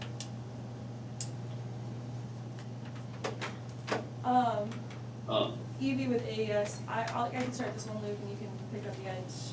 And in terms of the number of employees of the project this size, we're looking somewhere between 6 and 8 full-time technicians. They will come to work every day at our operations and maintenance building. They will live locally, they will be on the project site locally. There will always be a technician on call. We also have the remote operations center, the ROC, like Luke mentioned, that if somebody sees something going wrong, they can call, and somebody who doesn't live here can shut the curtains down right away. Luke, I'll let you pick up the question on response time. Yeah, Luke Counts, AES there. Once again, I think we could sit here and come up with a million scenarios that we do our due diligence is the best that I can answer. We have safety protocols in place. We do have emergency response programs as well as your outline looks great. It's things that we work on as well. I think that's the best answer I can give you is that we have emergency response plans in place for situations. Once again, this is what they do. Oh, Cindy Newberry. This is what they do. We don't know what anybody else does. So is it wise to put in there that there needs to be someone always closer than Minnesota or North Carolina? Or, I don't really know how it works. If there's people here all the time, and they're all probably different. And then also, you can put these in there, but what's the penalty, like if they don't actually come have training twice a year? I think Amy just said that there's going to be people living within the community that's going to be taken care of. You can say anything, Well, but if it's not in here, Well, that's her company. and that's her company. What about And just minutes? because you say it doesn't make it true. Yeah, so we're a typical business at Luke County with AES. We're a typical business, right? So we work Monday through Friday, for the most part, 7 to 3 on the wind farm, unless down turbines or other things that need to be repaired, which is usually an on-call schedule. Quite typical, the manager has oversight on who's on site, who's off site 100% of the time. So I think that's the easiest way to answer that is we're a typical business with typical business hours outside extended circumstances at which we have an on-call crew that communicates with the ROC and the site manager. So in some areas where we're highly remote with the wind farm, there is an hour and a half that a manager may be away from the wind farm. In some situations where we have adequate living around the wind farm.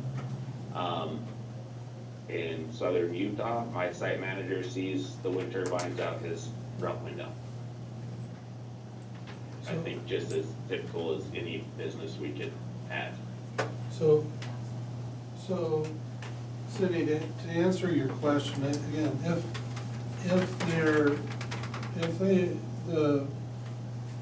a project has been permitted and it's being operated outside the parameters of the permit, as the ordinance is today, without amendment, right?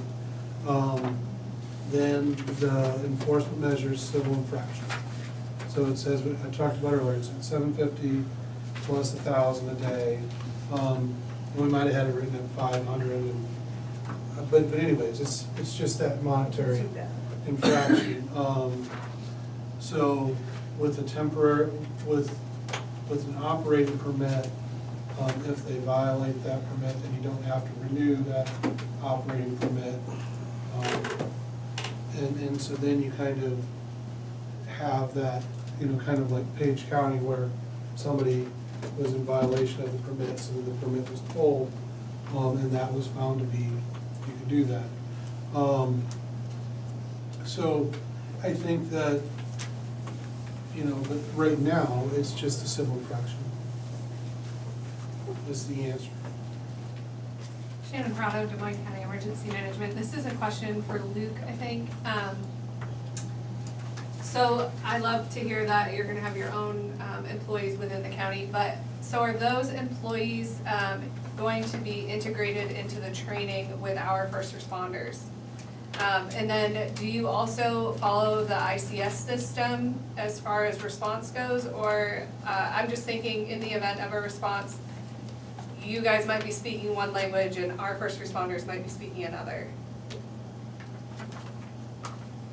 Luke comes with AS, your questions are awesome, and I love them. We do not follow ICS, we follow plain talk. So just normal radio communication in which an emergency would go through dispatch, a site manager, sorry for my cell phone there, a site manager would coordinate to meet up with the emergency responses, EMS or fire, guide them on site. So there's your first answer, plain talk on the radios along with communication over cell phone.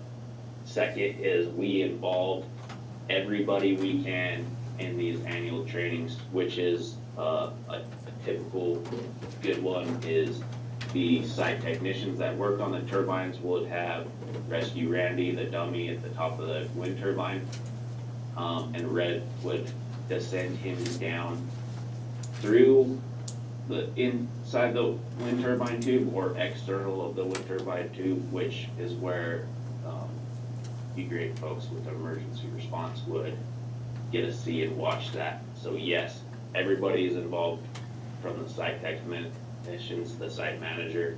We usually try having our safety coordinator there. And this is industry standard. I should iterate that as well. This is not just AES. We try following and improving on industry standards. Thank you. Did I hit all your questions? Yes. So for communication, one thing leads to another, right? But for communication, we wouldn't want them on the Motorola's. Because we could pick a frequency that they would have access to, I believe, or no? It just depends what their radios are. I mean, we're running on a 700-800 megahertz radio now. But with that, dispatch can still patch whatever the fire department's using or whatever the county fire's still using if they're using VHF radios, but eventually, hopefully, we'll all be running the Motorola radios. Yeah, I thought that's the plan, right? Right. Yeah. Yeah, so I mean, do we want to make sure that they're implemented into that? If, any contract would be implemented into that, or is that From my perspective, I would say no. no? They're gonna have Okay. their own communication and type of response, and we would not want them interfering with what we're doing. Okay. I agree with that. You would not want the wind turbine technicians on an emergency response channel.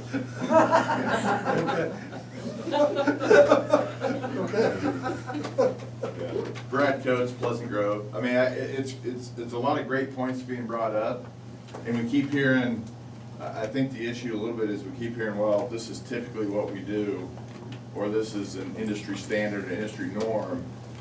So there typically shouldn't be an issue putting it in to the ordinance about local people will be around. If that's all typical and in a standard, then nobody should disagree with having it in the ordinance, just to make sure. So I don't hear, I think we're all on the same page, so there shouldn't be a reason not to put it in. Robert Byrne, Fire Marshal. Yeah, I guess.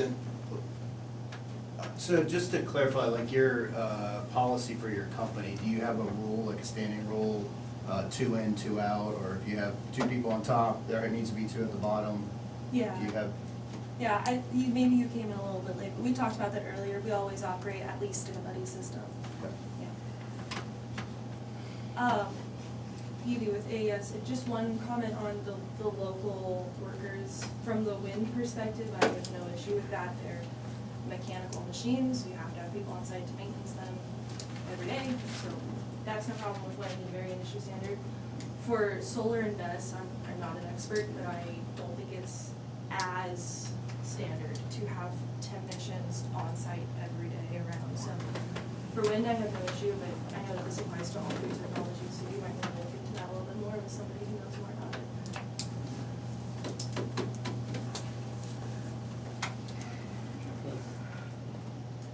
No one has talked yet about, are these gonna be gear-driven? Would you give your name? Charles, I'm great at that, Charles Tonkinson, South Yarmouth. No one has talked about, are these gonna be gear-driven, or are they gonna be direct drive? If you're gear-driven, you're talking, with the size of what I've heard, is gonna be close to 100 gallons of oil, and that's gonna be a complete different fire than if they're direct drive. So far, no one in the company has told me I can't find out what they want, because they're gonna buy from China, and all of a sudden, they know that there's gonna be all this fire suppression in it, and all these other things. You know, just in these gear drives, you gotta replace this oil once a year. And if they come up with 80 windmills, like they got from the FAA approval, we're talking 6,000 gallons of oil a year that has to be changed. If it's not changed, it's just like my farm machinery and everybody else's. When you run a gear dry, it gets red hot. Last year, we had 2 combine fires in Yarmouth, or 2 years ago, I'm sorry, 2 years ago, just from gears running dry. And that's gonna be one of the fires, and you're telling us that you're gonna send a guy up there, sees a little smoke with a 5-pound, was that right? 5 pounds? 100 pounds would be enough for a combine fire. All you do is you get back, you call the fire department, they tell you what to do, and most of the time, the sheriffs will come out and get the crowd back and keep everybody safe. And we're talking about. Let Luke respond to that. Yeah, Luke McCandless with AES here. No, I have no intents and purposes of sending anybody up a wind turbine firefighter or employee if they see smoke up the wind turbine. No. The 5-pound fire extinguisher example was for if the technicians were happened to be working up there when a fire started. That's to blaze a path of egress for them to get out of the turbine. It's not to fight fire if they're up there. It's for them to get out and get out safely. So that's that. As far as turbine selection, once again, we do not have a turbine selection for this wind project.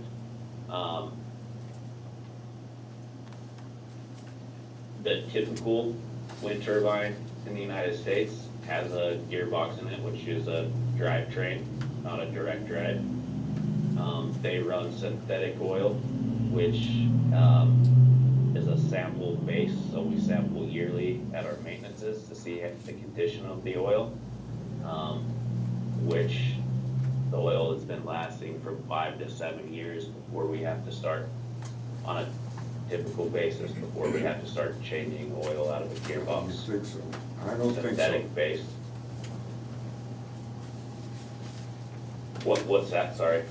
I don't think you're gonna, I don't think you're gonna get 6 or 7 years out of an oil on a gear drive on something that runs 24/7. Yeah, so it has a It's not gonna filtration system on the gearbox that filters the oil, and it has a cooling system on top to cool the oil. So the oil is treated, filtered through the gearbox pump on top of a wind turbine. So the fact is that we do get that log out of gearbox oil.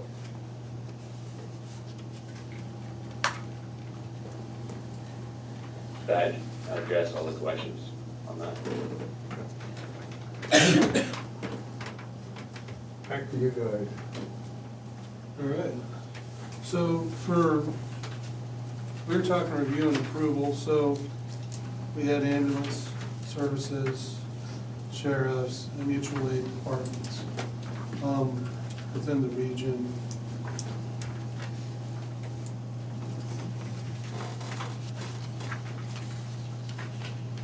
So that'll work. Then, let's see. Wayne County Emergency Management.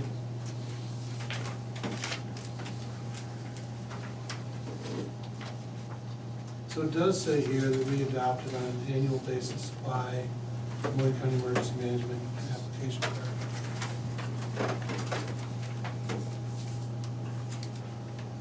So that's this who owns it plan.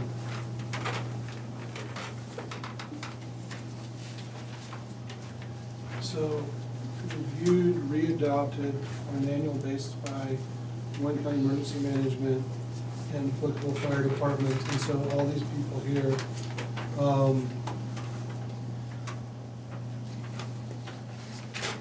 and then we should have along with the owner operator, right?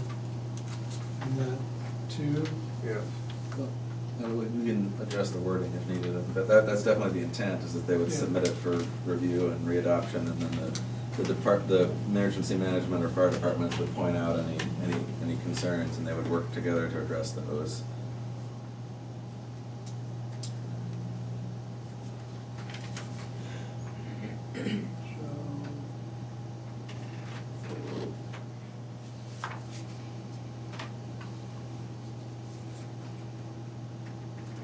And is annually too often?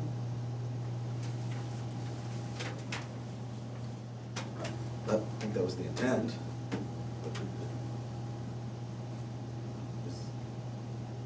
Is that? I mean, do you guys think annually is too often?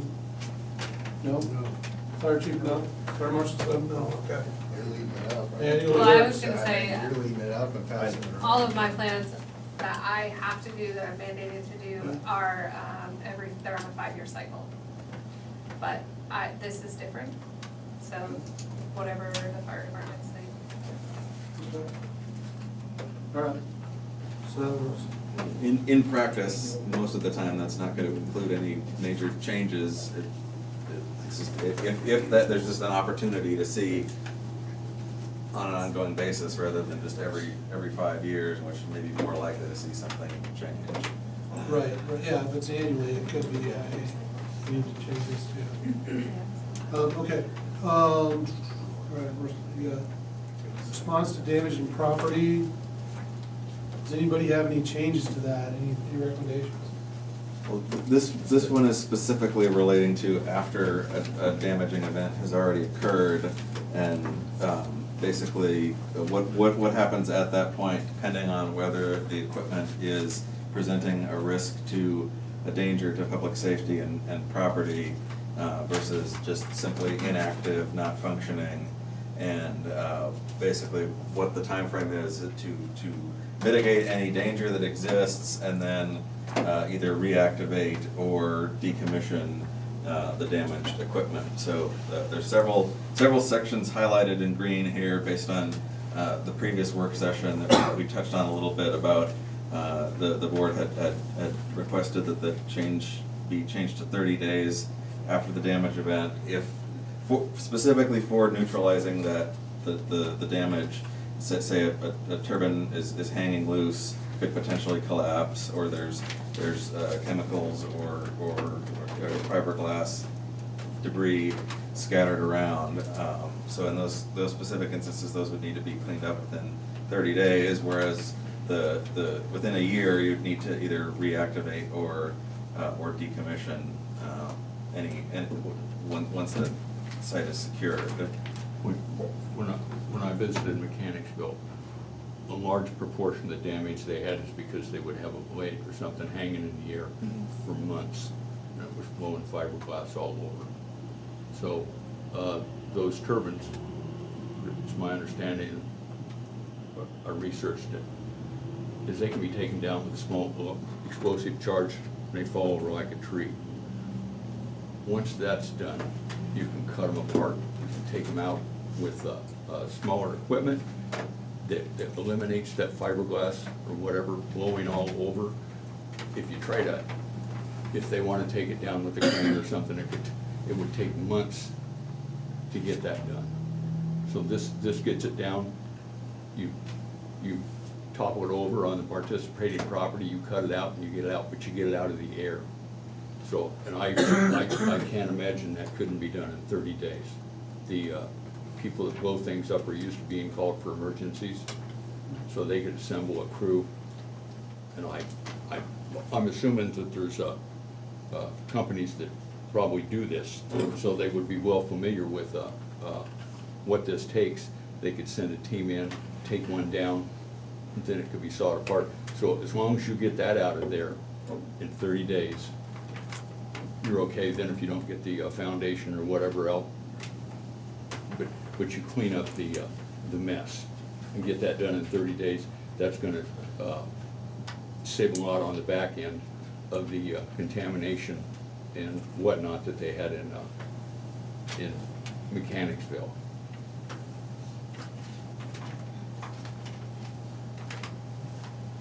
And we have that written in here where there's a 30-day timeline, look at Yeah. 2-1, and Yeah. that's one of the things you gotta add it. Is that the interoperator shall Under be? the paragraph 1 there. Yep. I think.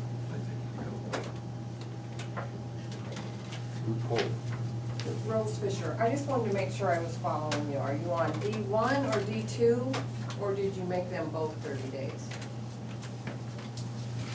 They're talking about D1. D1 is 30 days. Okay.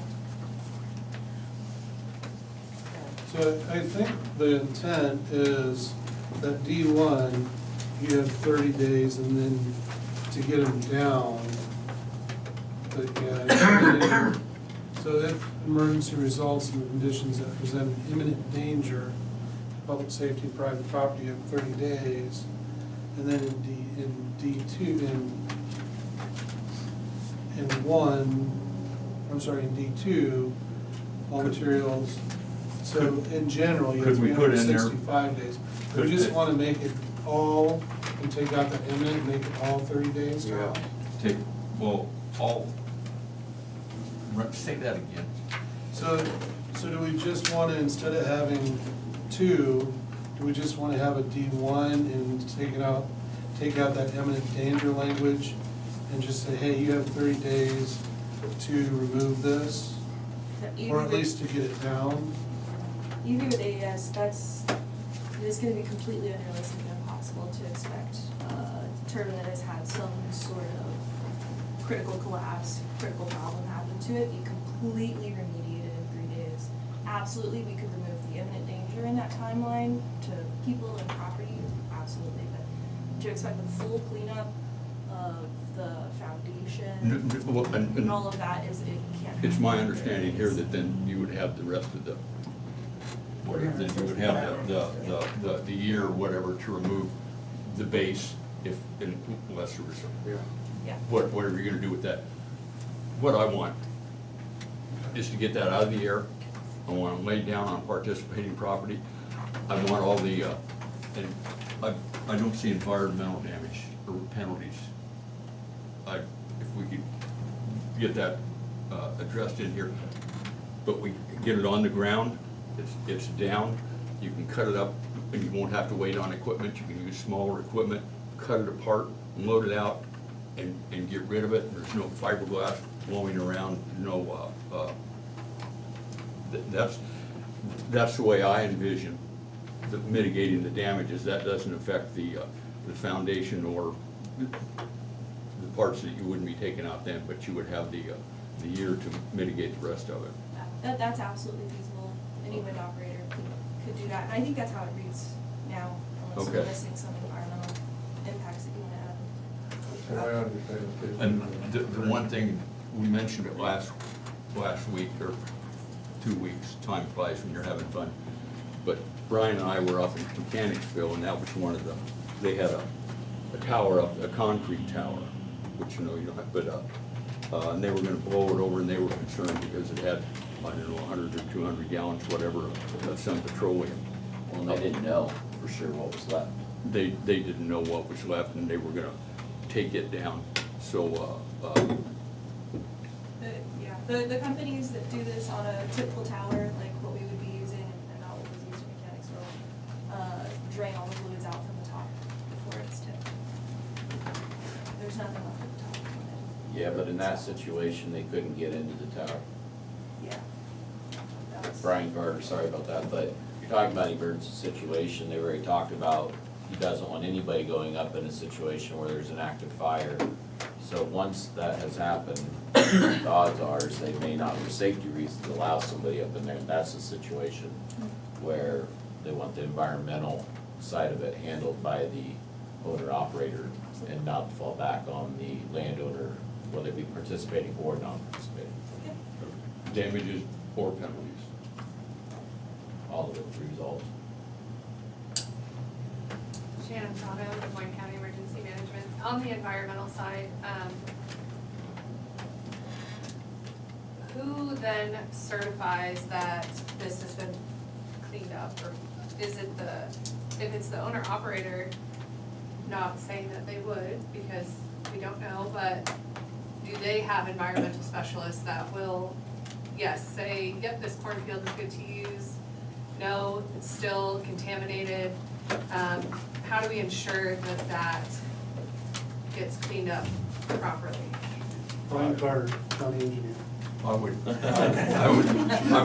don't know, I would assume if there are penalties involved, it's the DNR that's gonna do the inspection and say, you know, this looks good, or it's not good enough, you owe us $1,000, whatever the hell it might be. And it would be the DNR, does that, because I don't. In Mechanicsville, that's what it was. Yeah. The DNR was the entity that they had been contacted, so in Iowa, I would assume it would be the DNR. I would assume that's who would judge whether there was any environmental impact or not, or whether it's been mitigated. Allison Moore. I'm just wondering, since some of these are potentially right on the county line, does this protect people across the county line at all, or are they just on their own? I'm talking about our ordinance. Or how does that work? It's treated as a property line. So there's this, I'll have to look up the Same state. thing about the county, just says about the property line. Adjacent ordinances, the Yeah, it does. most specific, the most stringent, is that the language? That's the very beginning of it, but so we're not on that portion yet, but there's already language in there saying that if there's other, so it could be a city ordinance, so say, you go to the city of Burlington, you're like, hey, we don't wanna have windmills within 2 miles of Burlington, and city council says, okay, and they just outright ban them, then that most stringent one applies in that area. So it has language to that effect, whether it's in a neighboring county or municipality. All right, thank you. Well, and I know it says to mitigate that damage, or in the 30 days, does that include environmental damage so that you get the DNR in there or anything and say, you know, you still have oil leaking here, you need to do such and such to mitigate that. You would want that cleaned up as soon as possible. So there's this 1B, talks about oil and other chemicals leaking from equipment of a CWES, CCES, or CBES. Exposure of electrical wires or circuits at risk of spreading fire or causing electrical. So we're not talking about solar at all here. But suppose electrical wire circuits or area of scattered debris containing glass, fiberglass, similar materials. So kind of some, but not, who knows what environmental hazards we have. And when we get into solar, that's a whole different, do we have lithium batteries? Do we have, I don't know what the solar panels, honestly, but. Robert Byrne, Fire Marshal from Burlington. So as a first responder, we arrive on scene, I mean, we're obligated to call DNR. So I know if it's a spill over 55 gallons, we call DNR. If it goes into a stream or gutter or road sewer, we call DNR. I mean, if there was fiberglass and all sorts of stuff flying all over the place, just naturally per like our policies in our departments, we're gonna contact them and get them notified, so. And I'm wanting to say there's also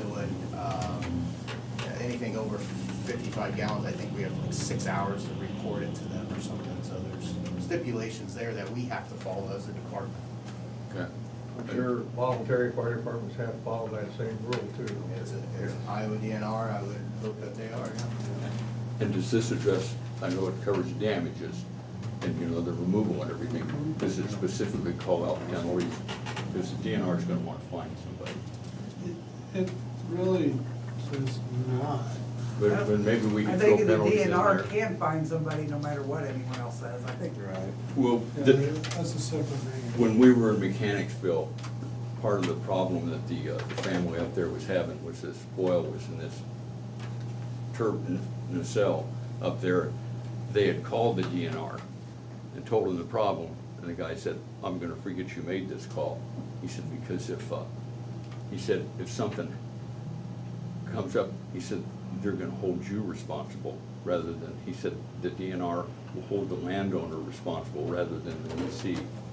So, I'd just like, if there's penalties involved, we want the lessee to cover those, because the DNR might not, doesn't care what our ordinance says. Well, a lot of the contamination, so contamination enforcement often goes with the land, so it's not even lesser, lessee, owner, it's on the land, the enforcement, it's in rent. So, Just as long as the developer's responsible for any environmental penalties. And that's either our landowners are also covered from environmental hazards in our landowner contracts. That's a clause we have with our participating landowners. And that's fine, but if it lands on somebody else's property, you know, if it gets in a creek and runs in somebody else's property, we don't want them to have to pick up any environmental penalties or. Yeah, I spent some time. Yeah. Name? Behind me? No, your name. Charles Tomkinson, South Yarmouth.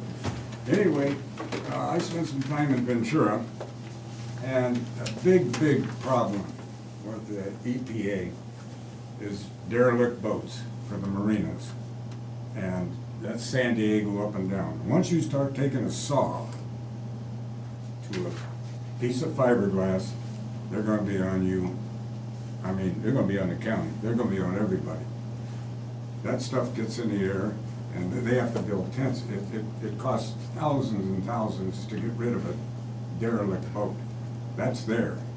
Here, if we have windmill blades that we've gotta go out and disassemble and saw through them, if there's some way you can't break them up, they're gonna go in the air.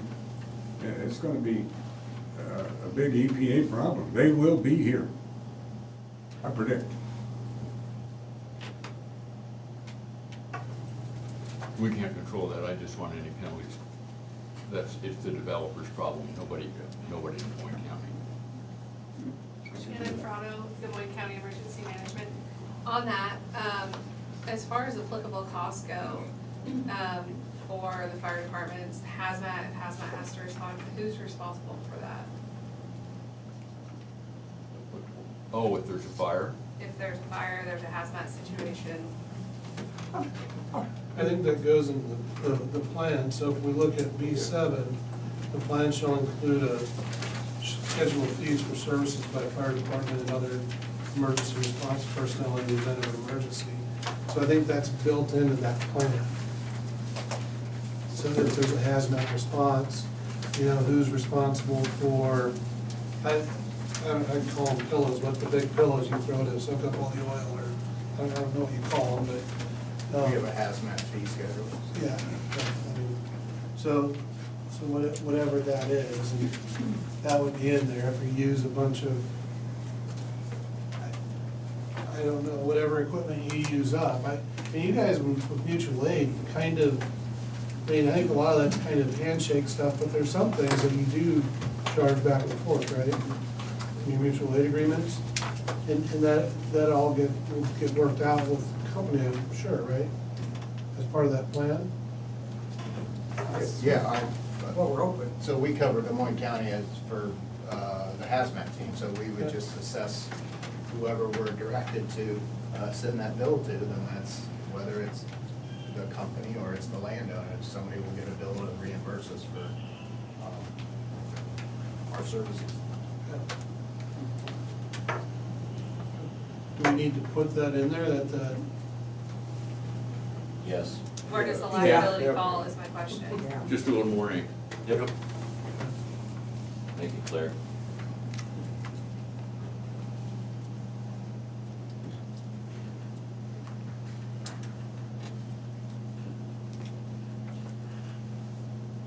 I think it's in there on 7, don't you?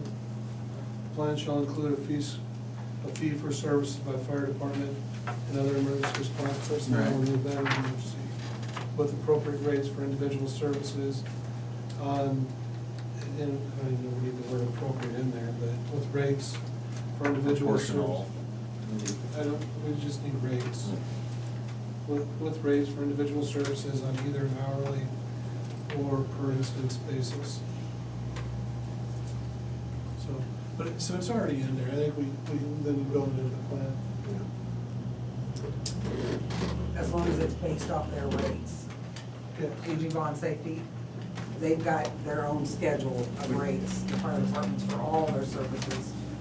So it would have Some to- it's based off of incidents, some it's based off of hourly manpower, that, so it's all built out. Yeah, we make sure that those rates are put into that plan, and as those rate tables change, make sure that they're implemented into that annual plan, so, and you know, all of a sudden, because I'm sure you've seen this with 2080s, where you do a 2080, and then you go back to review a 2080, and oh my goodness, it's been 20 years, right? And you get into, you've not looked at a document for 20 years, so now you're reimbursing for a hazmat call, you know, I don't know, $1,000, and it's 20 years later, it costs $10,000 because of inflation or whatever. So just as long as you're, you know, maintaining that, it should, I think this language that they've put together, I think it covers that you're put together, I think it's good. So, you did good. Thank you.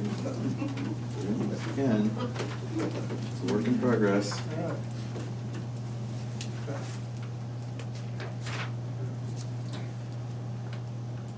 Okay, where are we at?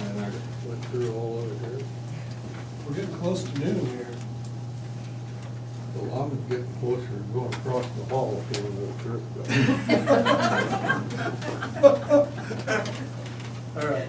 I guess the question now is next steps, if we want to have another one next week, and if so, what do we want to address this time? Where does this take us through? Well, if we're doing these, We did have the section on wildlife monitoring and mitigation, and he's not here anymore, but Chris Lee had emailed a response after reviewing it and had some suggestions relating to that. So one of these work sessions, I think, should be primarily geared towards that side of things.